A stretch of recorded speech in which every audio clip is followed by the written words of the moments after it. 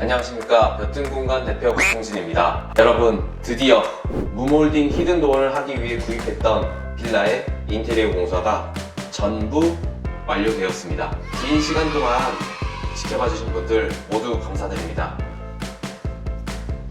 이번 영상은 프로젝트 1의 공사 전부터 공사 후까지의 영상입니다.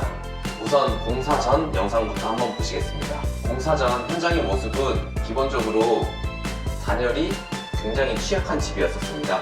그 때문에 현장 촬영 당시 추운 날씨가 아니었는데도 불구하고 집 내부는 굉장히 쌀쌀하게도 느껴졌습니다. 그리고 생활하는 데 있어서 콘센트의 수량도 부족한 편이었습니다. 집 내부에 달린 전등의 모양도 옛날 스타일의 전등이어서 육안으로 딱 봤을 때 예쁘지 않은 모습이었습니다. 바닥은 장판으로 시공이 되어 있어서 매우 꿀렁거림이 심했었습니다. 벽체 또한 벽체 간의 수직도 안 맞았었고, 벽은 위쪽은 기울고 밑에 쪽은 나오고 이런 형식의 벽체들도 상당히 많았었습니다. 화장실의 경우 유가를 사용했기 때문에 타일도 기울어져 있는 것을 보실 수가 있습니다. 그냥 전체적으로 봤을 때 딱 오래된 빌라의 모습을 하고 있는 집이었습니다. 이번 현장의 공사 영상들은 이미 올려드렸으니 이번 영상은 그런 영상들 하나하나를 합쳐서 간단하게 훑어보는 형식으로 진행하겠습니다. 공사 기간은 10월 21일부터 착공을 하여서 12월 1일날 모든 공사가 완료되었고요. 정말 오랫동안 공사를 했습니다. 자, 그럼 영상 보시면서 자세한 설명 한번 해보겠습니다.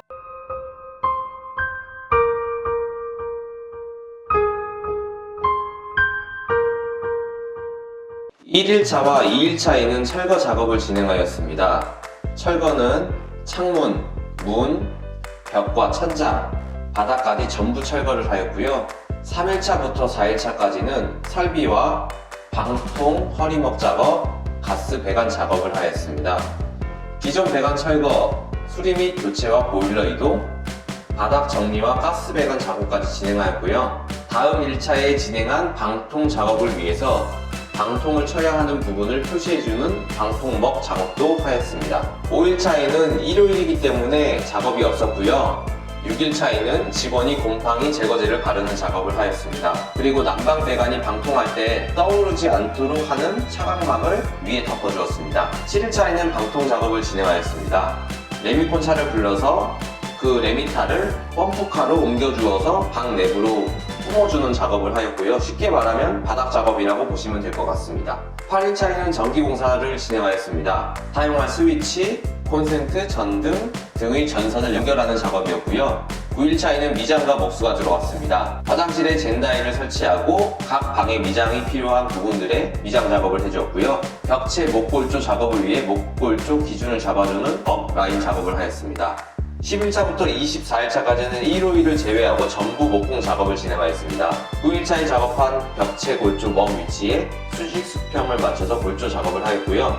그 위에 MDF 모서리 부분을 각을 쳐서 부착해 주었습니다. 자, 벽체 작업은 이런 식으로 각 방마다 진행해서 완성되었고요. 주방 쪽은 싱크대가 들어갈 부분까지만 석고보드 작업을 해주었습니다. 벽이 완성되었으니 천장을 해야겠죠? 천장에도 먹 작업을 한 후 골조 작업을 해줍니다. 이때 반드시 조명이 들어갈 부분과 선정 골조 라인이 겹치지 않도록 작업하는 거 잊지 마시고요. 25일차부터 29일차까지는 도장 작업을 해주었습니다. 25일차부터 28일차까지는 도장 작업을 하기 위한 준비 단계였다고 보시면 됩니다. 도장 및 작업을 해주는 건데 MDF끼리 만나는 부분에 실리콘 작업을 해주고 MDF 틈새에 한랭사를 붙인 후 퍼티 작업과 샌딩 작업을 해줬습니다. 이후에는 퍼티가 갈라지는 것을 보완하기 위해서 계속해서 퍼티 작업을 진행해 주었고요. 27일차에는 방화문이 달린 곳에 틈새를 막아주기 위해 방화문 사춘 미장도 해주었습니다. 28일차에는 천장에 조명이 들어갈 부분을 타공해주는 작업을 해주었고요. 29일차에는 이제 진짜 도장 작업을 진행하였습니다. 이 도장 작업은 한 번 작업으로 끝내는 것이 아니라 29일차 이후에도 중간중간 한 번씩 도장 작업을 진행해주는 것이 좋습니다. 30일차에는 천장에 도배 작업을 해주었습니다. 네바리 작업 후 실 부착하고 그 위에 실크 벽지를 붙이는 방식으로 진행하였습니다. 31일차에는 바닥 데코 타일 작업을 해주었습니다. 저희는 온돌용 데코 타일 중에서 전체적으로 밝은 톤을 내는 밝은 우드톤 계열로 작업을 하였습니다. 32일차에는 싱크대 작업을 하였습니다.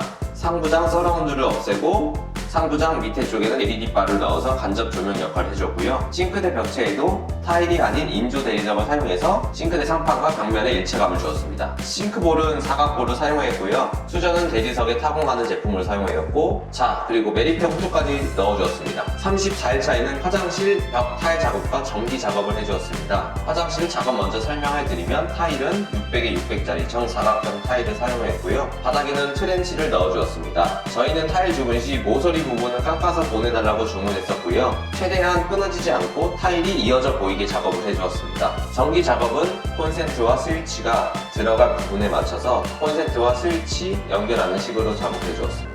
35일차에는 타일 작업에 마무리를 해주었습니다. 34일차에 작업한 화장실 벽체 작업에 이어서 바닥과 남은 부분들을 작업해 주었고, 현관 타일도 작업해 주었습니다. 36일차에는 화장실 인호설 천정 작업과 도의류 설치 작업을 진행했습니다. 목수분께서 만들어주신 화장실 천장 목골주에 맞춰서 인호설 프레임 작업을 한 후 인호설 설치 작업을 하였습니다. 그리고 설비분께서 도기류를 설치해 주셨습니다. 드디어 마지막 날입니다. 37일차에는 청소와 비디오폰을 설치해 주었습니다. 비디오폰과 도어락, 그리고 전기 분전압을 예쁘게 감춰줄 수 있는 커버 등을 설치했습니다. 그리고 작업하면서 나온 폐기물들을 청소해 주었답니다.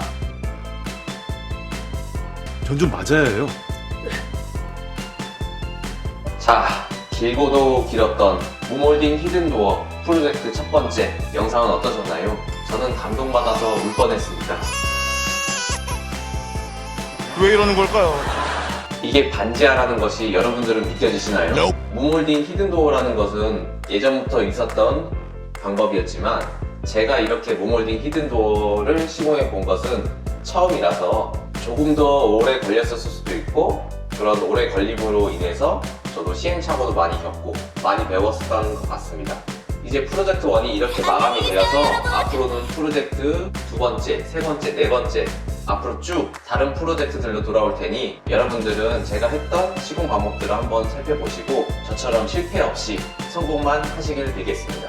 딱 이 빌라의 사이즈가 10평 조금 넘는 바닥 사이즈였는데, 집 공사 기간은 주말인 일요일을 포함해서 총 딱 37일이 걸렸습니다. 다음 영상은 프로젝트 1의 공사 금액에 대한 내용으로 찾아뵙겠습니다. 꼭 알람 설정 해두셔야겠지요? 그럼 이번 영상은 이것으로 마치겠습니다. 그럼 안녕.